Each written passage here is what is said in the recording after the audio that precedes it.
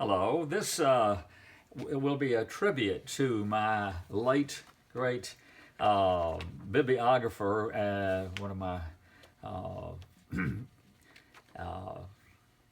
co-workers here for many years, Edward Percy Rich, from the famous Percy family in North England, and he had was from Philadelphia, had a superb education, and was in the occupation forces after World War II. Was a dentist also.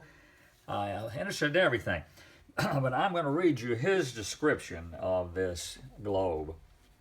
There's an advertising label for a menswear store, but this was a globe about travels in the late 1880s, and this globe was in circa 1890-92.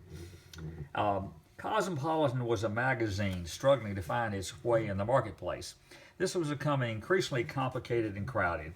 The High Tone Monthly was only 3 years old and already at its death throes when John Brisbane Walker bought it in 1889. Desperately needing a large pool of subscribers, Walker envisioned a magazine that could meet a mass audience's taste for spectacle, but that wouldn't in the meantime sacrifice its identity as a periodical fit for more elite palates as well. He tried, in other words, to straddle and stretch the lines between dignity and sensationalism, as one of his contemporaries put it. As soon as he heard of Nellie Bly's departure on her whirlwind trip, this was from England, she was British, as the name might imply, Walker sent one of his female writers named Elizabeth Bisland on her own trip around the world, traveling in the opposite direction.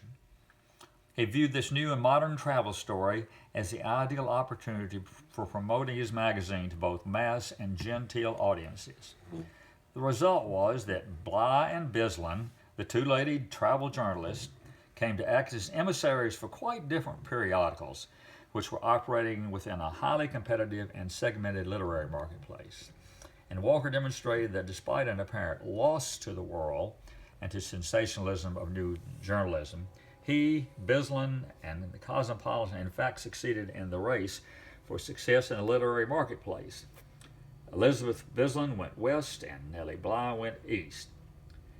It's a 6-inch globe, and it's on a pine baluster painted black, ebonized, painted black, and it is the only example that I've ever seen. I think there were not many of them made.